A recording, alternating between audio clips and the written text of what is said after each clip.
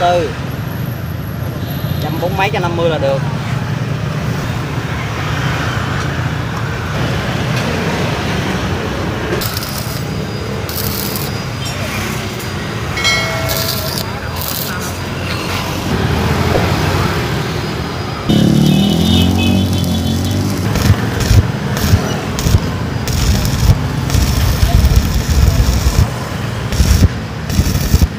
Đường sau sẽ giảm ampe bớt lại, nó hơi mạnh, nó kéo quá nó đục.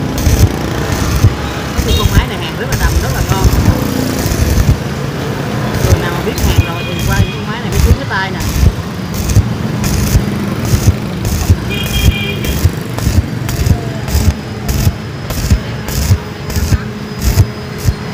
Quá mạnh, máy quá mạnh.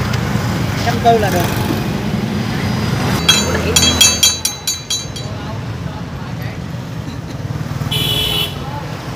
Bóc hàng rất là ngon.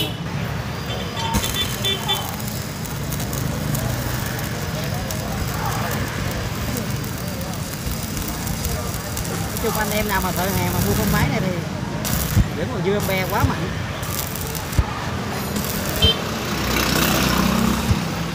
Nó đưa nó xuống 130 này vừa.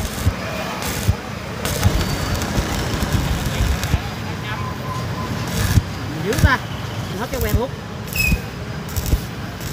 lực thì cái thuốc nó sẽ chạy trước rồi que nó chạy sau, đúng không? Mình vừa đặt xuống thì cái thuốc nó chảy thì mình mới hất cái que vô, lúc đó cái que nó vừa chạy nó sẽ rớt nữa. Chung mạnh quá không kéo được, giờ nó nóng rồi.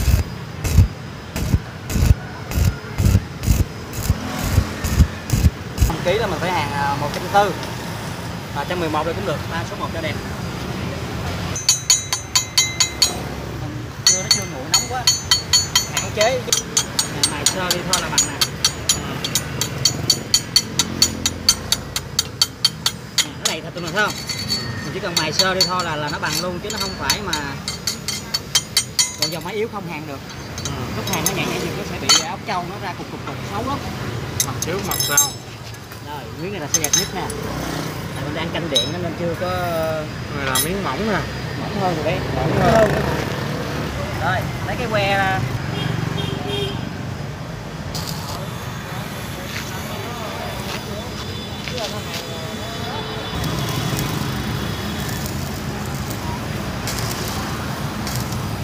Chung cái dòng máy này nó mạnh dữ đi trước.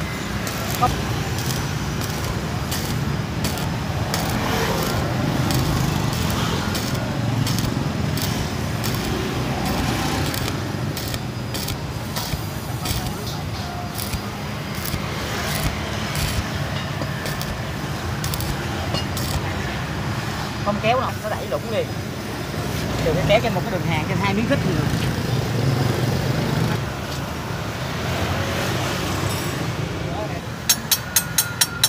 Nó bằng luôn nè, nó chỉ hơi cộm, chỉ cần máy mình rút sơ qua thôi là ok.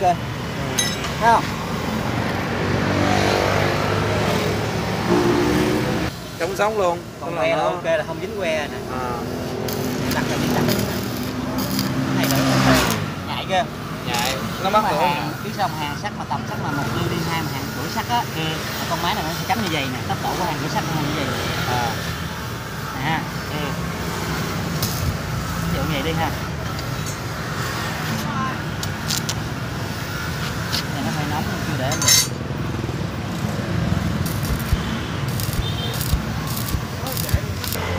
Chấm bon phải nâng lên xíu. Chấm bon phải đưa lên. Tốc độ mình chấm ngã liên tục.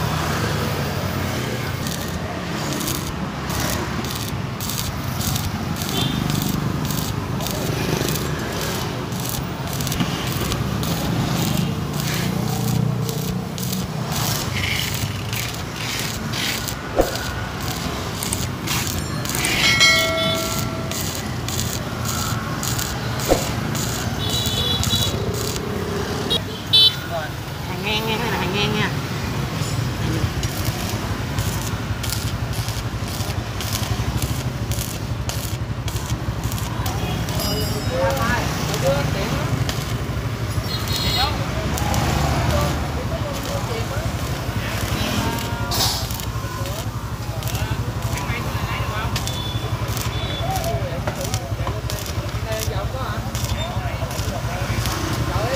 trường hàng mình hàng ngang nha.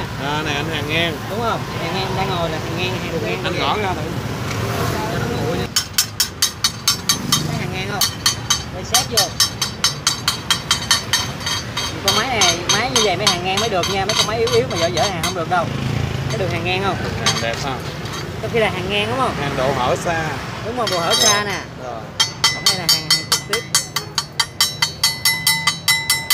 Chấm bon đó. Nói chung máy này chấm bon làm cửa, anh em là làm cửa sắt mua máy này rất là ngon. Khi hàng ngang mà ngồi hàng ngang như vậy là rất là khó hàng. Giá 2,1 triệu rồi, đang giảm giá ngon rồi. Hàng ngang nó khó hơn hàng thẳng nhiều quá. Hàng ngang nó sẽ có hơn. Góc cạnh nào hàng cũng được. Khi mình biết hàng ngang rồi thì bất cứ món hàng đâu đứng đâu cũng có hàng được hết.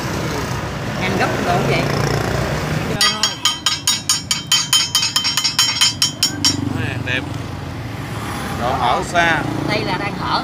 À, Đúng không? đang hở Chứ xa. hở như vậy vẫn được luôn nè. Bình thường nè ha. Độ hở xa mình vẫn hàng ngang.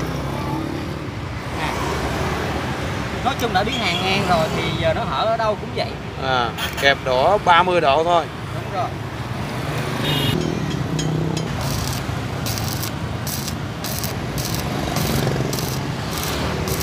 Không có thấy cần có cái tốc độ nha. Tốc độ lẹ. Đúng rồi, nếu mà chậm quá là không có được. Chậm quá thuốc nó sẽ bị nguội lại á. Thì nó sẽ thành ba vớ, mình hàng chậm nó không có được. Thì đường hàng nó sẽ ra nó bị ốc trâu. Nó cần có tốc độ. Rồi. Cái tay mình nghe mà tay mình phải làm theo. Rồi. Mà lúc mà ba cái ông có con mắt mình phải chớp cùng một lúc. Nếu anh không chớp cùng lúc anh mở ra anh bị nhòa mắt rồi. Nhòa mắt. Đây là anh đang đeo kính này, cái anh đeo kính thường 6.000 rồi anh biết. Rồi. Rồi gõ ra ha.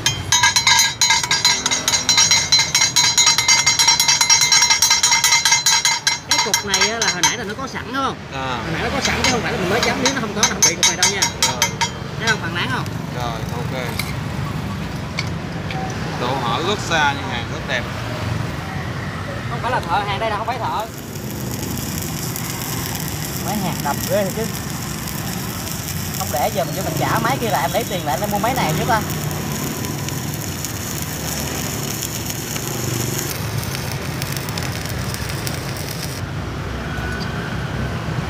Đây ha, nói về máy kéo ha. Đúng không? Máy quay được không? Đó. Đó, vậy là như là ok chưa?